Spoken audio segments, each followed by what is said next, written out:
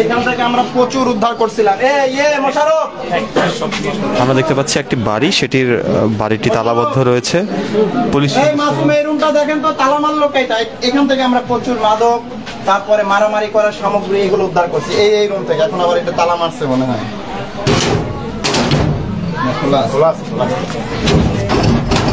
সময় পাই না।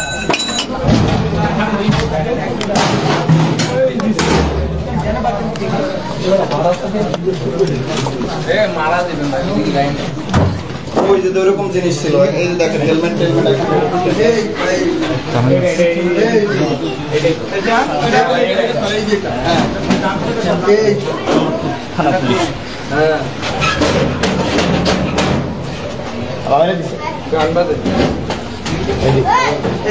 তোমরা আবার কবে উঠলাই রুমে? কালকের মধ্যে বেরোবা। শালাটা মাদক বিক্রির জায়গা, তোমার ধরবো কিন্তু। তুমি বের হবা, তুমি হোটেলের কারিগর, তুমি বাঙালি। তুমি রুমে উঠছো কেন? এখান থেকে মাদক ধরে নিয়ে গেছে। ভাই তোরা কি শুরু করবি?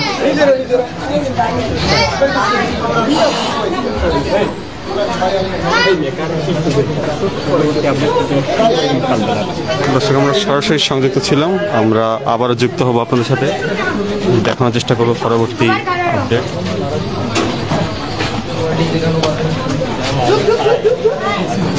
সেনাবাহিনীর এবং পুলিশের যেই এর আগেও যৌথ অভিযান পরিচালিত হয়েছে, আমরা এখন পুলিশের পক্ষ থেকে অভিযানটি সরাসরি আপনাদেরকে দেখানোর চেষ্টা করছি। প্রত্যেকটা সেক্টরে ধরেন যে আলোচিত 2-3 জন করে আছে, আর এদের সাথে আবার বিভিন্ন শাখা আছে, আবার হামলাকারী গ্রুপ আছে।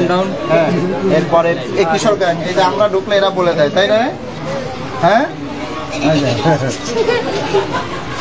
আচ্ছা, আরেকটা বিষয়, আপনারা কিছুক্ষণ আগে যখন প্রস্তুতি নিচ্ছিলেন, গলির মুখে ছিলেন, তখন এলাকার অনেকে বলছিল যে এখানে 5 বছর বয়সে যদি কারো মুখের ডিসি কোনো বালাই নাই, সব সময় আমরা এর মধ্যেই আছি। আপনি আজকে সবাইকে নিয়ে আসছেন, আর দেখেন যে আমরা তো মানে কতটা প্রতিকূল পরিবেশে, কতটা ঝুঁকি নিয়ে। এই যে আগে হয়তো এদিক থেকে আমাদের ওই যে মাথার উপর ঢিল মারতো, গরম পানি মারতো মহিলারা এখানকার, তো মাফিয়া রানিও আছে এখানে মারতো। ওই যে আমরা নিজেরা হেলমেট পরে আসতাম। তো আল্লাহ তাআলার প্রতি শুকরিয়া এবং আপনাদের প্রতিও শুকরিয়া জানাচ্ছি যে সবার সহযোগিতায় গত 1 বছরের অক্লান্ত পরিশ্রমের পরে আমরা মোটামুটি এখন একটু ভয়হীনভাবে এখানে ঢুকতে পারি।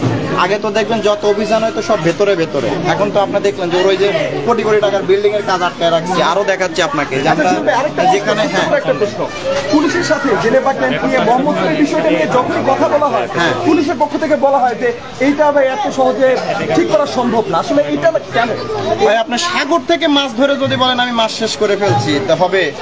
এখানে তো এই যে আপনি বললেন, এখানে খেয়াল করেন, এখানে শুধু এই 15 একর জায়গায় প্রায় লক্ষাধিক মানুষ বাস করে, এবং এর বড় একটা অংশটাই হচ্ছে মাদকের সাথে যুক্ত। ছোটবেলায় থেকে এই মাদক বিক্রি করা শিখে এটার নিয়েই তাদের জীবন গড়ে ওঠে, প্ল্যান করে এটা নিয়েই তারা একসময় মারামারি করে মরে, এইটাই খায়।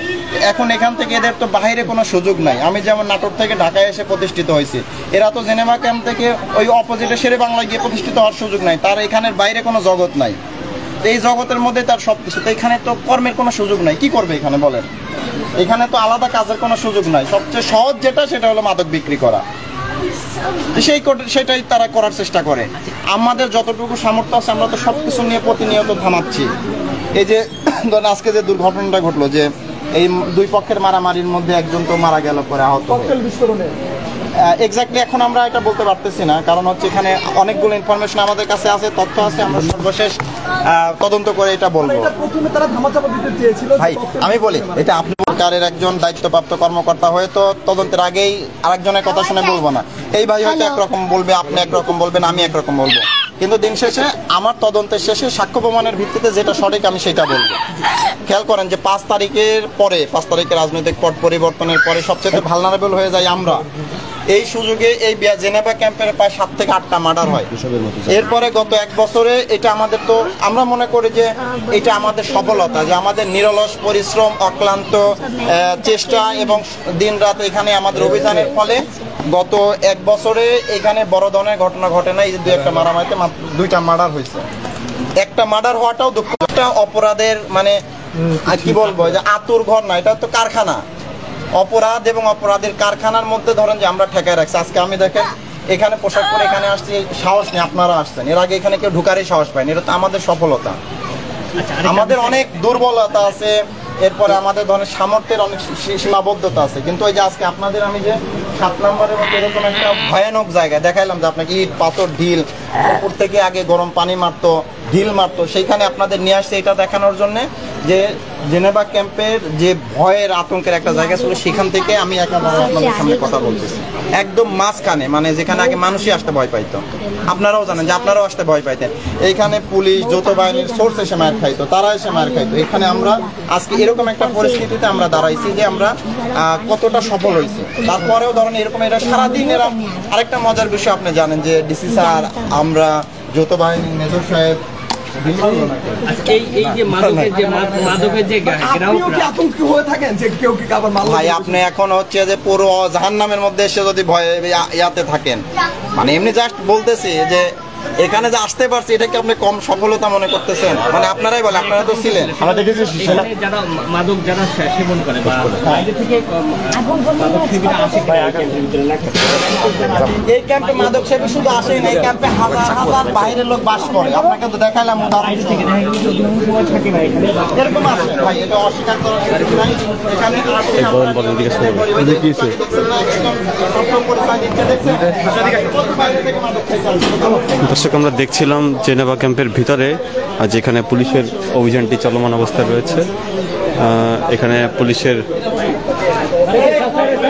যিনি তেজগাঁও জোনের যিনি